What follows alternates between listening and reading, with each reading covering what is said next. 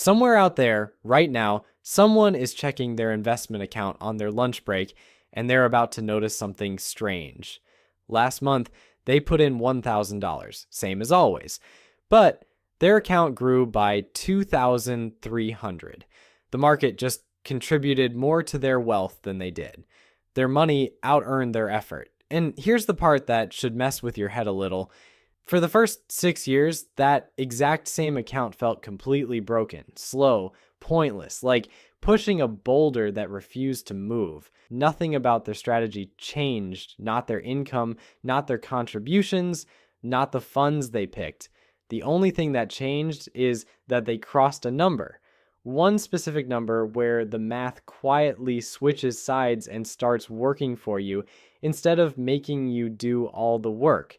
My name is Nick, and today I'm going to show you exactly why that number is $100,000 when the flip actually happens and what it turns into even if you never invest another dime. So leave a like and let's start.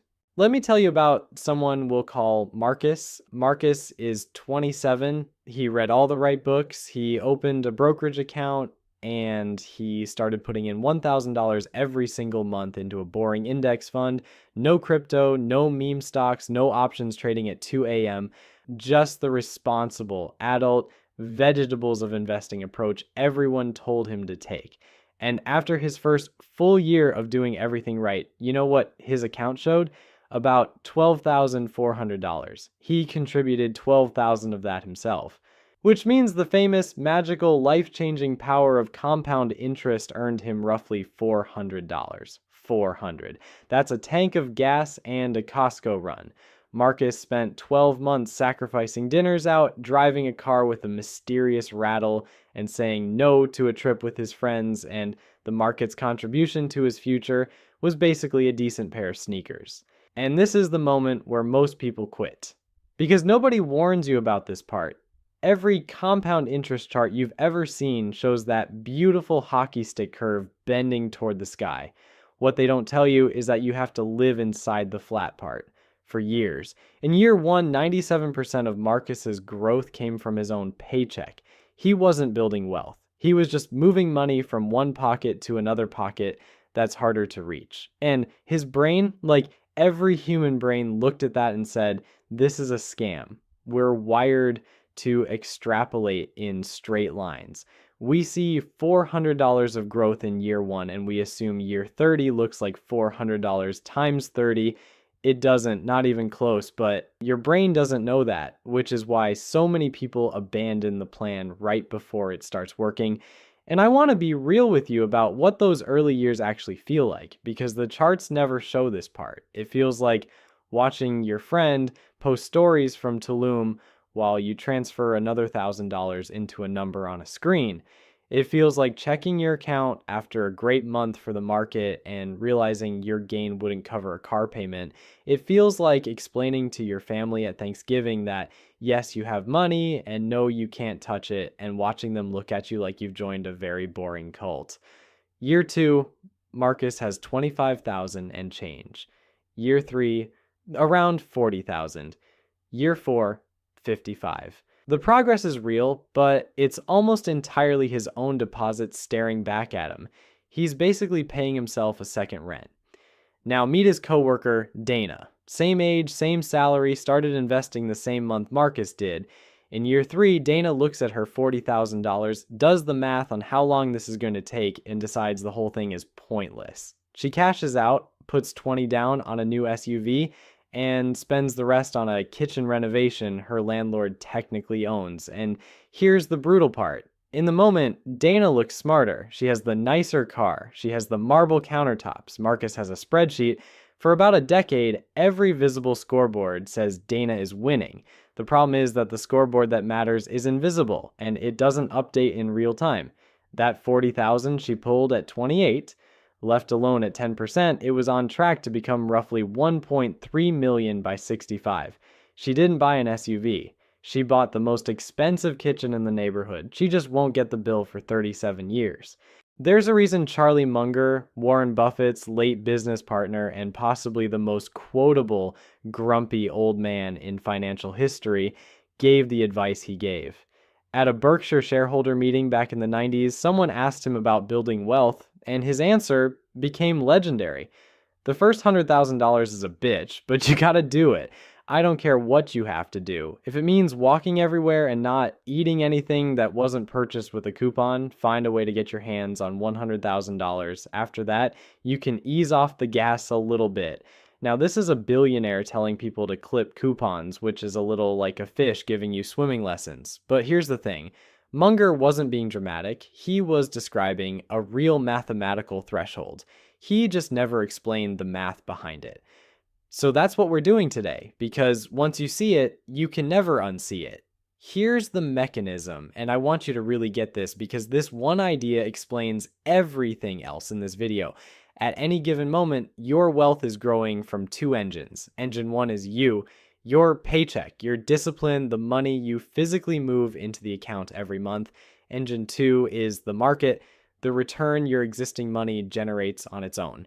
In the beginning, engine one does basically everything, but engine two has a weird property. It gets stronger every single year automatically without you lifting a finger because it's a percentage of an ever-growing pile. And there is a specific calculable moment when engine two overtakes engine one, when the market starts contributing more to your net worth every year than you do. Want to know where that crossover happens? Take your annual contribution and divide it by your expected return.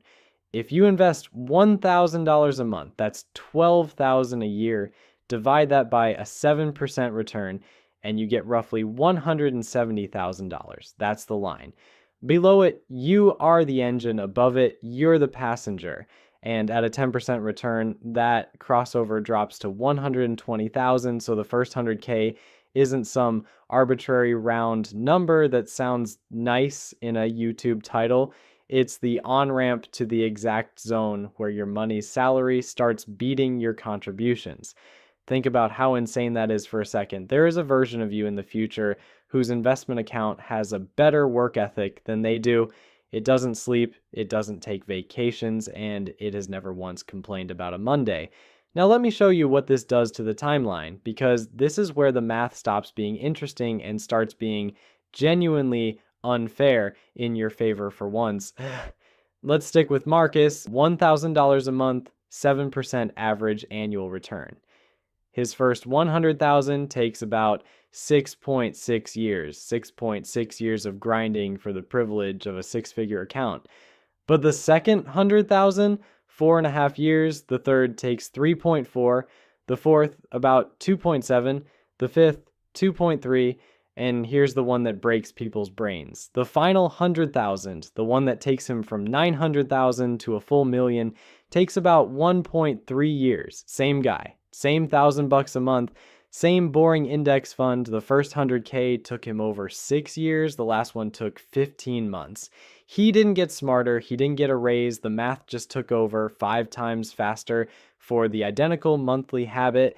And if you bump that return to 10%, which is roughly what the S&P 500 has averaged over the last century, the whole ladder compresses even more. First 100K in about 6 years, from 900,000 to a million in 12 months flat. At that point, your portfolio is generating $100,000 a year on its own, which means your money is out-earning the median American household. Your spreadsheet has a better salary than most people with a college degree. Let that sink in. But here's where it gets even better, and honestly, this is my favorite part of the entire video. Everything I just showed you assumes you keep contributing. Now let's see what happens if you just stop completely. Let's say you grind your way to $100,000 by age 30, and then you never invest another cent. You spend the rest of your life buying whatever overpriced coffee you want. At a 7% return, that untouched 100K becomes roughly $1.07 million by age 65. At 10%, it becomes about $2.8 million. From $100,000 and 3.5 decades of doing absolutely nothing. That's the rule of 72 doing its thing. Divide 72 by your return and you get your doubling time. At 10%, your money doubles every 7.2 years. So 100 becomes 200, becomes 400, becomes 800, becomes 1.6 million. It's not magic, it's just doubling, stacked on doubling, stacked on doubling, which also means the cost of delay is absolutely savage. Hit that 100K at 25 instead of 35, and at a 10% return, the difference by age 65 is 4.5 million versus 1.7 million.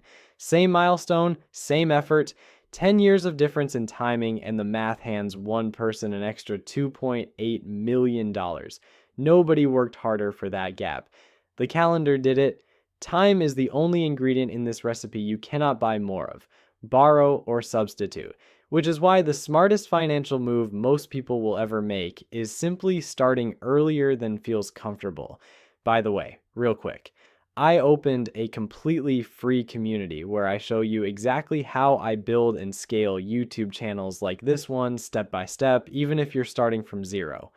It's honestly one of the best income skills you can stack in this economy, and the math of an extra income stream beats any budgeting trick in this video. Link is below. Okay, back to it. Now, before you sprint off to a compound interest calculator and start planning your retirement yacht, we need to have an honest conversation, because there are a few things the finance bros leave out when they post that hockey stick chart, and I refuse to be one of them. First, the uncomfortable reality of who actually gets here. According to the Federal Reserve's own survey data, only about 1 in 4 American households has $100,000 or more in retirement accounts. Roughly 46% have zero, nothing.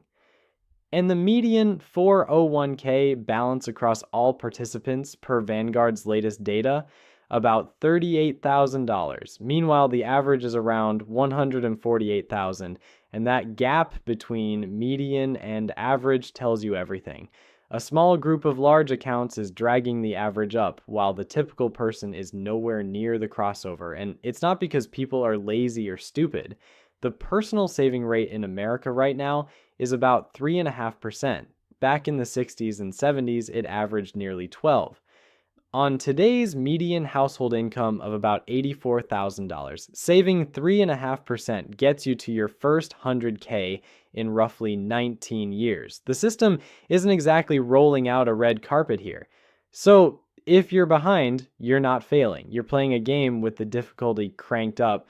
The math still works the same for you. It just asks more of you up front, which is exactly why knowing this stuff matters more, not less. Second, that 10% average return, it's real, but it's also kind of a lie. The S&P 500 has averaged around 10% a year since 1928, but in those 97 years, you know how many individual years actually return something between 8 and 12%? 5. 5 years out of 97. The average is what you get after the plus 24% years and the minus 37% years cancel each other out. 1 out of every 4 years has been negative. There was an entire decade, 2000 to 2009, where the market returned basically nothing. So when I say 7 or 10%, understand that's the long run cruise speed, not a promise for your specific next 5 years. You will live through years where your account drops and the crossover point feels like it's running away from you. That's not the math breaking, that's the toll booth on the road. The data is brutally clear that the people who win are simply the ones who don't get out of the car. And third, the inflation thing, because someone in the comments is already typing it. Munger said 100,000 in the mid-90s, like adjusted for inflation, that's about 211,000 in today's dollars. So is the real modern milestone 200K? Honestly, kind of, yes. If you want the exact same firepower Munger was describing, aim higher. But here's why the 100K framing still holds up. The crossover isn't about a specific dollar amount. It's about the moment your portfolio's annual return passes your annual contribution. For most people saving a realistic amount, that flip starts happening in the low to mid 6 figures. The first 100K is where you can feel the curve start to bend. The principle is timeless. The sticker just got more expensive like everything else. Now here's a plot twist nobody talks about. Some people hit $100,000 and then stall completely. They camp at the base of the mountain right when the climb gets easy. And it's almost never a market problem. It's a lifestyle problem. Hitting 6 figures in your account feels like permission. Permission to lease the German car. Permission to upgrade to the apartment with the gym you'll use twice. Permission to stop contributing for a while because, hey, you made it, and every one of those choices does the same thing. It pulls fuel out of engine 2 right as it's revving up. Munger had a rule for this too, and it might be his most important one. The first rule of compounding is never interrupted unnecessarily. Every dollar you pull out of a $100,000 account at age 30 isn't a dollar. At a 10% return, it's $28 you just took from 65-year-old you. That $10,000 upgrade isn't 10 grand, it's 280,000 future dollars wearing a clever disguise. I'm not saying never enjoy your money. I'm saying know the real price tag before you swipe. So, what actually gets you to the crossover faster? Here's where I save you from the biggest trap in personal finance content. Before 100K, your return barely matters. I know, controversial, but run the numbers. If you have 20,000 invested and you spend 40 hours researching to squeeze out 1 extra percent of return, congratulations. You made $200. If you'd spent that energy finding $200 extra a month to invest, that's $2,400 a year, 12 times the impact. Below the crossover, your savings rate is the entire game. Your fund selection is a rounding error, so automate the contribution the day your paycheck lands before your brain gets a vote. Pick a boring, low-cost, broad index fund and watch the fees, because a 1% advisory fee sounds adorable until you realize it can quietly eat around a quarter of your lifetime returns. Then, and this is the hard part, ignore the account. Check it quarterly, not daily. The flat years are not a malfunction. They're the price of admission, and most people refuse to pay it, which is exactly why only 1 in 4 households ever collects the prize. Let me land this plane with one last piece of math because it's my favorite stat in all of finance. Warren Buffett is worth well over $100 billion. Want to guess how much of that he had at age 65? About 3%.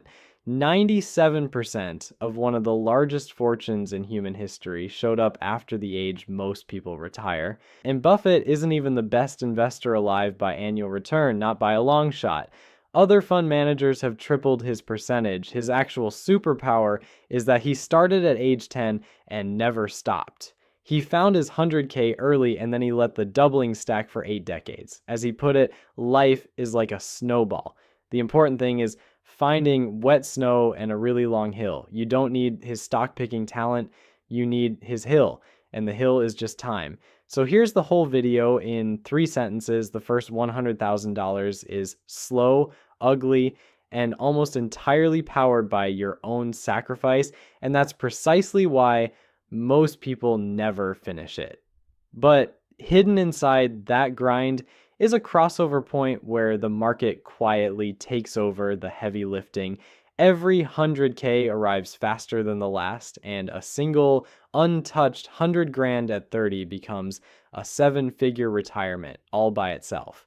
The math was never broken during the slow years. It was loading. Your only job is to still be standing there when it finishes.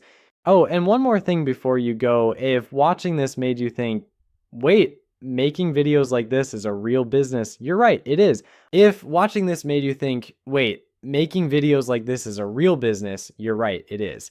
I opened a school community where I break down exactly how I create and scale faceless YouTube channels, the same strategies from over 10 successful channels, monetization and all, and I'll help you step by step.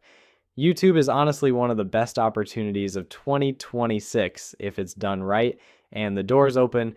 Link is in the description. I'm waiting for you. Just a reminder, I'm not a financial advisor. This video is for educational purposes only, and any results depend on your own decisions and actions.